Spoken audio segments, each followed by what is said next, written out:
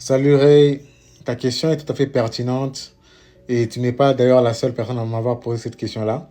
Et pour répondre à ta question, je vais utiliser un tableau qui montre l'échelle des émotions. Et donc les émotions les plus basses en vibration et les émotions les plus hautes en vibration. Et comme tu peux le remarquer sur le tableau, la peur se trouve tout en bas de l'échelle et l'amour se trouve tout en haut de l'échelle.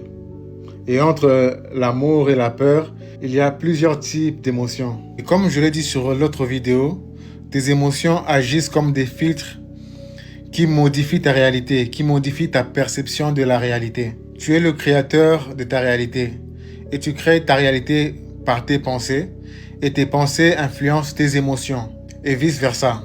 En réalité, ce n'est pas toi qui crées tes pensées, mais tu les captes un peu comme une antenne radio en fait. Tu les captes par rapport à ta fréquence vibratoire.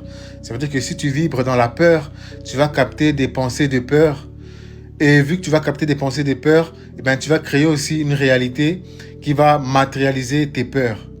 Tout comme si tu vibres dans l'amour ou même dans la joie, eh ben, tu vas capter des pensées de joie et tu vas créer une réalité qui va t'apporter encore plus de joie. Tu vas attirer des gens qui sont dans la joie et ainsi de suite. Alors, comment modifier sa fréquence vibratoire ou bien son taux vibratoire? Comment l'augmenter? Eh ben, c'est tout simple en fait. En fait, il y a plein de choses que tu peux faire déjà, mais pour commencer, tu dois commencer à faire des choses qui te procurent des émotions telles que de la joie, de l'amour, de la gaieté.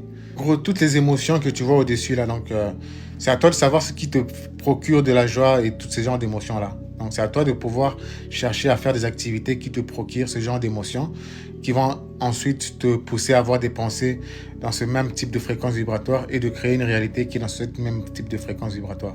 Autre chose qui est très important, c'est ce que tu manges en fait. Il faut savoir que tout comme toi, tu es une vibration, tu as un taux vibratoire, tout comme ce que tu manges a un taux vibratoire. Donc, ça veut dire que quand tu manges des aliments qui vibrent bas, comme de la viande qui est tout simplement du cadavre en fait, parce que ça veut dire que ça vibre la mort. Donc quand tu manges des choses qui vibrent bas, et ben automatiquement tu t'imprègnes de cette vibration là et donc tu baisses ta vibration dans des vibrations de pair parce qu'il faut savoir que les vaches, les poulets, comment ils sont élevés, comment ils sont élevés, tout ça, c'est vraiment dans des mauvaises conditions. Et donc, tous ces animaux-là qui ont été tués dans des mauvaises conditions ont ressenti de la peur, ont ressenti des angoisses, ont ressenti des vibrations basses. Et donc, quand tu les manges, eh ben, tu baisses ta vibration. Il faut savoir qu'il y a aussi même les vêtements que tu mets ont un taux vibratoire. C'est-à-dire que quand tu mets des vêtements en coton, par exemple, c'est un taux vibratoire qui est un peu plus élevé par rapport au polyester, par exemple. Mais il y a aussi la musique que tu écoutes. Les musiques que tu écoutes, il faut bien choisir. Il faut savoir que les musiques, voilà, nous sommes tous vibrations comme la musique. Et chaque musique a aussi un taux vibratoire. Donc quand tu écoutes des musiques qui ont un niveau vibratoire très très bas, comme des musiques vraiment qui parlent de la violence, qui parlent de toutes sortes d'émotions de basse fréquence, et ben tu t'imprègnes de ces émotions-là, de ces énergies de basse fréquence. En fait, en gros, tout ce que tu consommes, tu dois faire attention à ce que tu consommes. Donc, tu dois consommer des choses qui vibrent haut. Et autre chose encore qui peut te faire monter en vibration très très rapidement, c'est la méditation.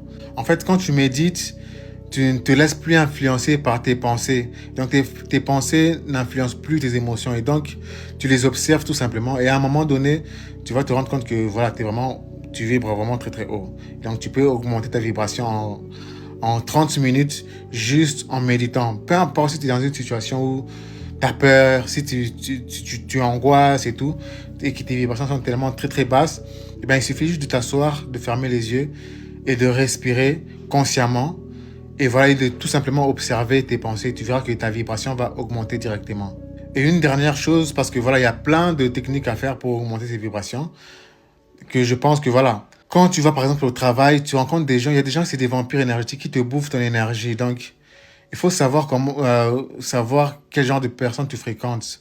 Si ces gens-là te montent en vibration, bien te baissent en vibration. Et non seulement parfois, on est aussi obligé de, par exemple, avec le travail, de rencontrer des gens voilà, qui te baissent en vibration, mais tu n'as pas d'autre choix que de les côtoyer parce que voilà, vous êtes dans la même famille, bien vous travaillez au même endroit. Donc il y a ce qu'on appelle des bains spirituels qui te permettent justement de te débarrasser des énergies négatives. Donc il y a ça, c'est aussi une des techniques qui peut te permettre de maintenir des énergies positives. Après, voilà, plus tu montes en vibration, plus ceux qui sont en bas, plus ceux qui vibrent bas vont essayer de te baisser ton énergie, vont essayer de te baisser. Donc, c'est pas genre tu vas être en amour tous les jours, tu vibres haut. Non, non, il y aura toujours des jours où ça va baisser, il y aura des jours où ça va augmenter.